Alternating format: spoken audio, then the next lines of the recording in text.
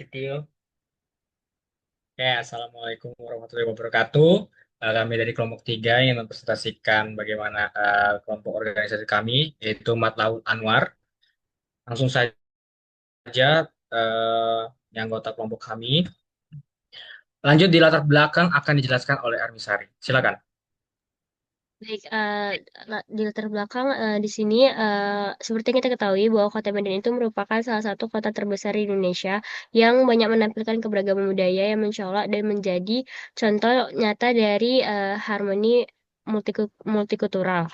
Keberagaman ini sendiri bukan cuma dilihat dari jumlah etnis yang ada, tapi juga dilihat dari interaksi sosialnya, tradisi, dan lain-lain yang dijunjung oleh masyarakat setempat.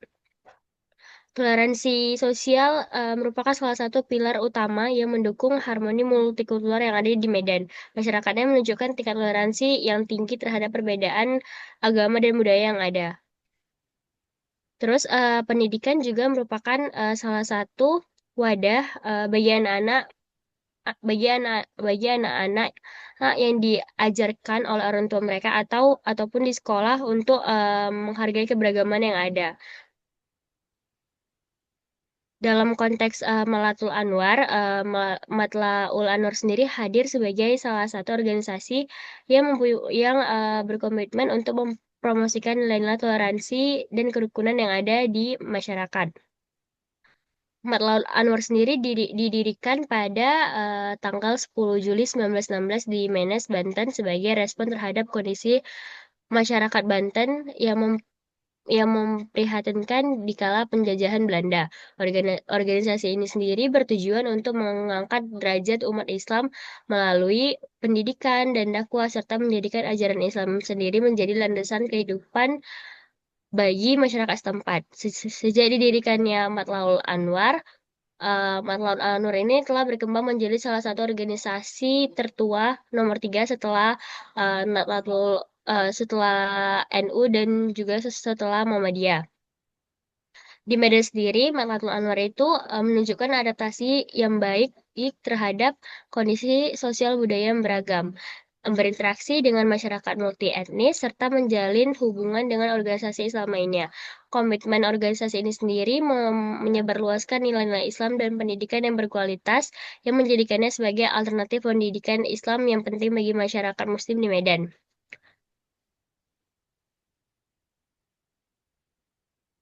Brian, boleh nggak dikebawain dikit itu? Soalnya nggak kelihatan. Bisa nggak? Oke, sedikit. Yang tadi, yang terbelakang. Ah, oke.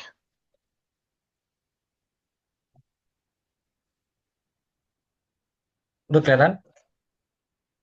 Bentar ya.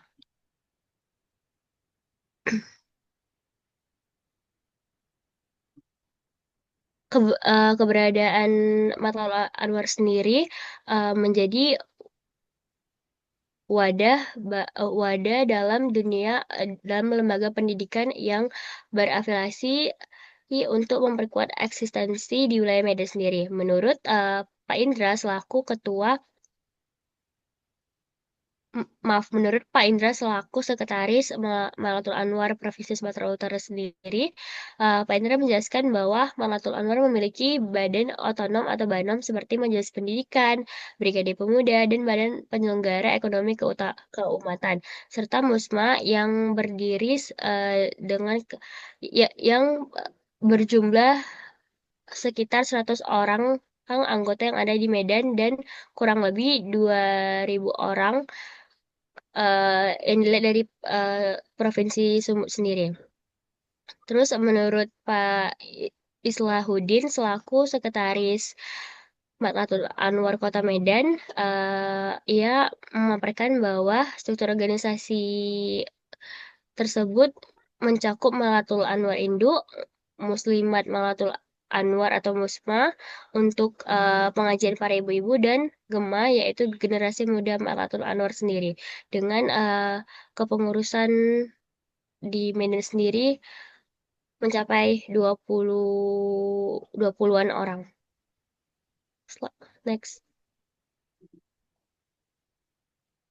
Rumusan masalahnya Eh, ada 8. Yang pertama ada bagaimana organisasi merespon keberagaman dan di Kota Medan.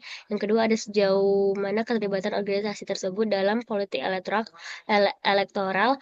Yang ketiga apa saja visi dan misi organisasi tersebut. Yang keempat bagaimana struktur dan jumlah anggota keseluruhan dari organisasi tersebut. Yang kelima apa saja program yang sedang dijalani saat ini oleh organisasi tersebut. Dan yang keenam apakah organisasi ini pernah atau tidak pernah didekati secara terang-terangan ataupun tidak terang-terangan oleh kandidat pemilu dalam politik. Yang ketujuh, menurut ajaran Islam sendiri, apakah politik itu diperbolehkan dan bagaimana pandangan dari organisasi akan hal tersebut? Yang terakhir, apakah organisasi tersebut menganggap politik itu penting atau tidak penting? Next. Oke, lanjutnya landasan teori yang akan dijelaskan oleh Tia. Baik, selanjutnya ada teori. Teori yang kami pakai ada teori pluralisme budaya, yang dimana teori ini em, lebih menekankan pada pentingnya penghormatan terhadap perbedaan dan juga keberagaman dalam masyarakat. Seperti masyarakat yang pandangannya di mana kelompok dapat dihargai karena budaya dan cara hidup mereka yang berbeda. Lalu menurut Chantal Mouffe juga menyatakan bahwa pluralisme adalah inti dari kewarganegaraan yang demokratis, yang dimana kelompok-kelompok itu dihargai berdasarkan budaya mereka. Lalu terdapat dua bentuk pluralisme, yaitu insular, yang dimana mempertahankan identitas etnis dalam batasan tertentu, dan juga modifikasi yang memungkinkan individu dapat mempertahankan identitas etnis mereka sambil berintegrasi dengan budaya yang dominan. Selanjutnya ada teori partisipasi publik. Untuk teori ini, secara etimologi, partisipasi itu berasal dari kata part yang berarti bagian dan caper yang berarti mengambil, participate atau participation yang berarti mengambil bagian atau mengambil peranan.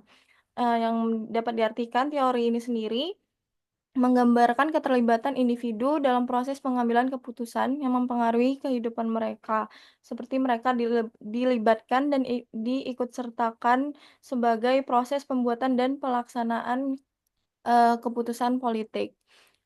Boleh lanjut.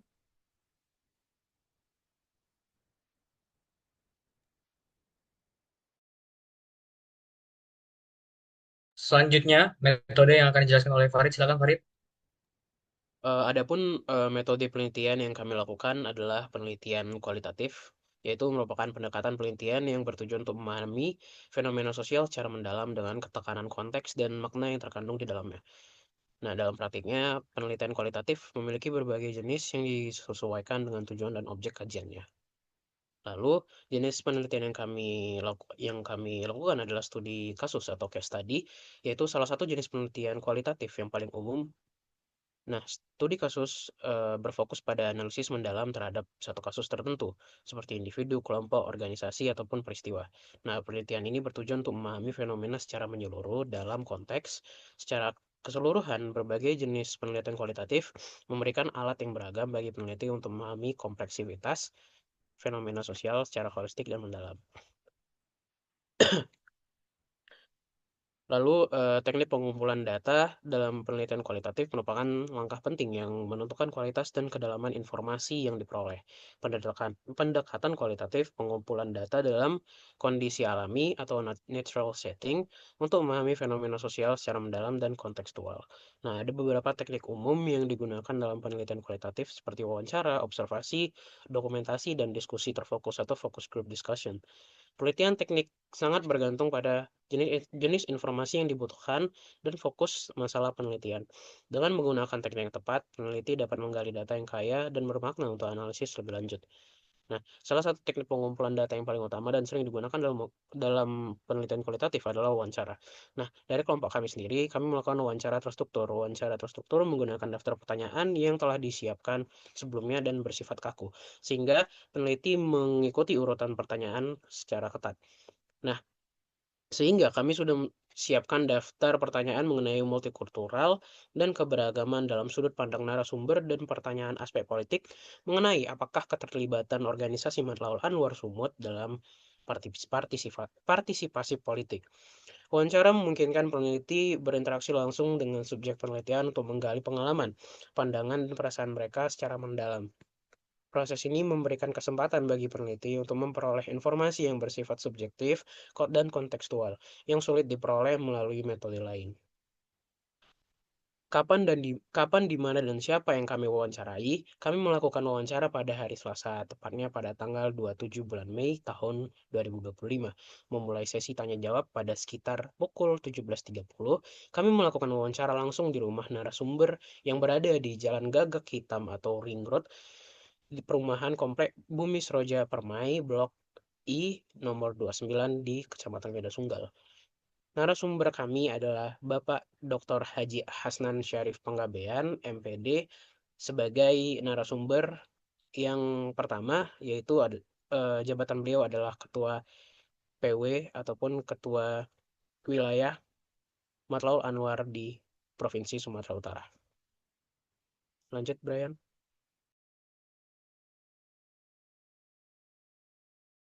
Oke, di sini langsung saja sudah di pembahasan, di mana narasumber kami tadi yang sudah dijelaskan oleh Farid Pak Hasnan sebagai Ketua Matlaul Anwar Provinsi Sumatera Utara, lalu ada Pak Isaluddin selaku Sekretaris Matlaul Anwar Kota Medan, dan Pak Indras selaku Sekretaris Matlaul Anwar Provinsi Sumatera Utara. Silakan Nabila.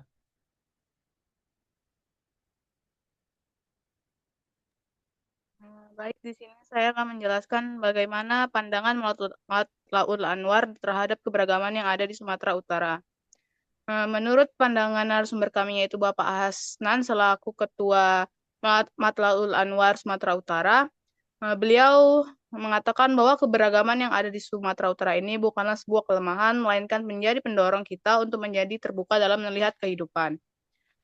Pak Hasnan juga mengatakan bahwa keragaman yang ada di Sumatera Utara ini memiliki tujuan yang untuk saling menghargai agar kita saling mengenal satu sama lain. Hal ini juga merupakan prinsip dasar dari multikulturalisme yang menerima perbedaan sebagai sarana untuk membangun pemahaman dan bukan pertentangan. Nah, keberagaman suku dan agama dan etnis yang ada di Kota Medan atau di Sumatera Utara ini, seperti yang disampaikan oleh Bapak Hasnan, menunjukkan bahwa perbedaan bisa menjadi dasar untuk membangun kebersamaan, bukan untuk mengancam atau memperpecah belah persatuan. Next, ini Brian.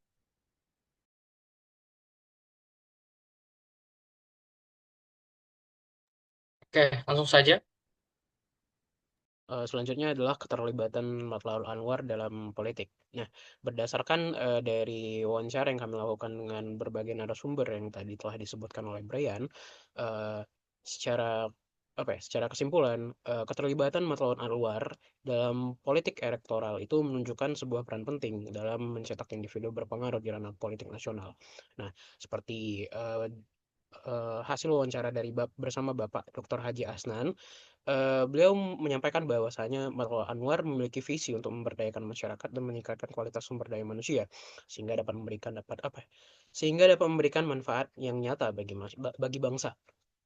Nah, Marwah Anwar sendiri itu tidak membatasi afiliasi politik anggotanya.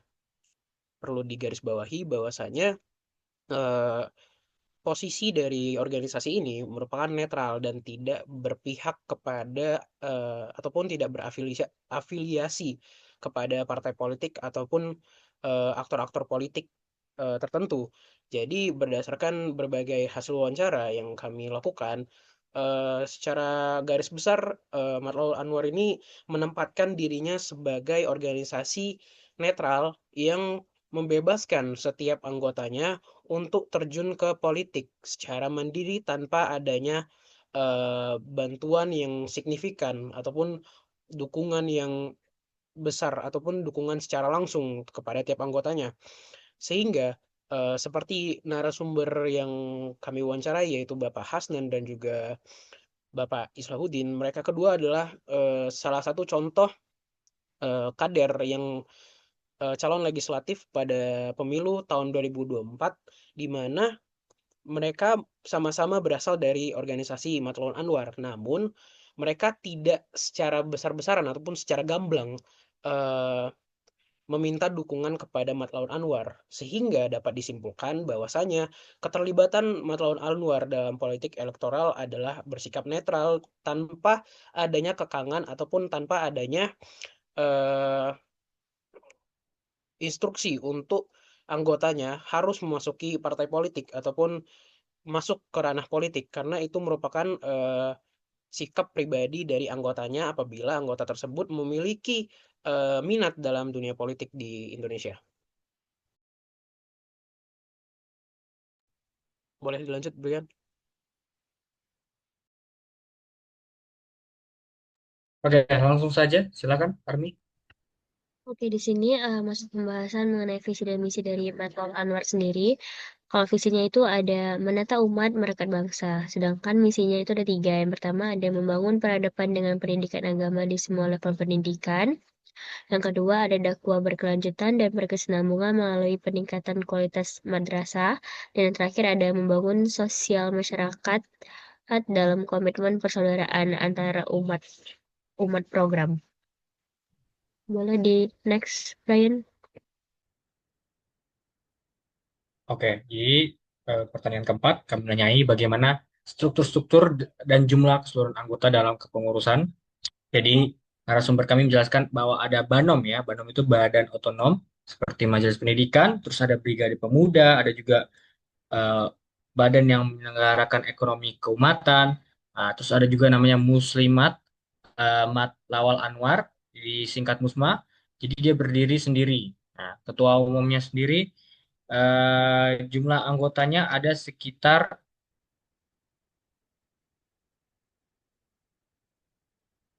berapa jumlah?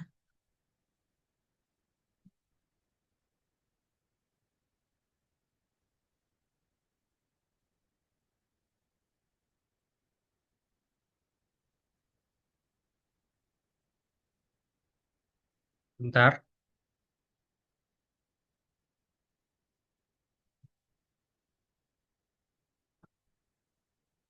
Kalau jumlah anggotanya, kalau di Medan itu terdapat sekitar 100 anggota. Di seluruh Sumatera Utara, jumlah anggota diperkirakan kurang dari 2.000 dengan perkembangan yang lebih lambat dibandingkan organisasi lain. Selanjutnya,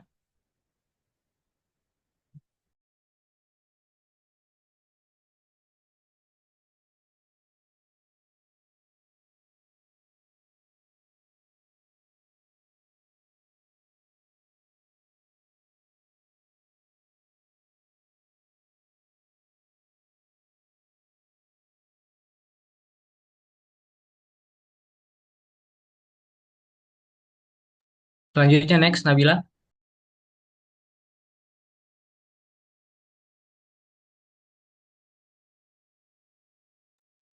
Baik, di sini ada program yang sedang dijalani Melatul Anwar saat ini. Nah, yang pertama itu ada BIMTEK atau bimbingan teknis. Dalam bimbingan teknis ini, Melatul Anwar membuat kreativitas dan kekaryaan, serta pelatihan membuat dimsum yang melibatkan masyarakat umum dan anggota MUSMA. Yang kedua ada menjalankan program-program seperti seminar Zoom yang berkaitan dengan pendidikan, meskipun belum memiliki unit pendidikan formal. Malatul Anwar juga aktif dalam kegiatan sosial dan dakwah, serta peringatan hari-hari besar. Next.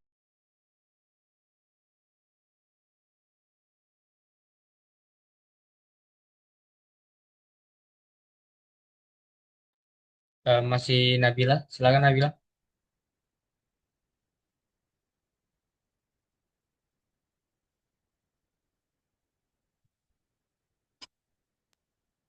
Lalu ada bagaimana di sini ada nggak kader-kader yang mendekati Melatul Anwar untuk meminta dukungan mereka. Dari penjelasan narasumber kami yaitu Bapak Indra selaku Sekretaris Manatul Anwar di Provinsi Sumatera Utara, beliau mengatakan adanya upaya dari kandidat atau para calon untuk mendekati simpul-simpul masyarakat atau keanggotaan dari mereka. Tetapi beliau mengatakan bahwasannya Malatul Anwar sebagai lembaga tidak mendukung kepada partai atau kepada partai atau calon tertentu. Tetapi Malatul Anwar ini memberikan dukungan secara personal atau secara keanggotaan mereka sendiri, bukan secara kelembagaan kepada partai ataupun kandidat yang menurut anggotanya ini pantas untuk didukung. Pernyataan dari Bapak Indra ini juga didukung oleh narasumber kami, yaitu Bapak Islahuddin selaku Sekretaris Malatul Anwar di Kota Medan. Beliau juga menjelaskan bahwasannya Malatul Anwar ini memang tidak terlibat dalam partai politik manapun atau calon manapun, tetapi mereka mendukungnya secara personal atau individu. Next, Brian. Oke, selanjutnya 7, pembahasan yang akan dijelaskan oleh Nasya. Silakan Nasya. Ya, oke, baik. Nah, jadi menurut ajaran agama Islam, apakah boleh itu diperbolehkan politik itu dan bagaimana pandangan organisasi akan hal tersebut? Nah, jadi di dalam ajaran agama Islam, berpolitik tidak dilarang, tetapi asal dilakukan dengan kemaslahatan masyarakat dan tidak bertentangan dengan prinsip-prinsip agama. Jadi, politik itu sering dianggap sebagai bagian dari dakwah dan pendidikan. Dan umat Islam diharapkan untuk peduli terhadap kondisi politik meskipun nggak semua orang harus terlibat dalam politik praktis.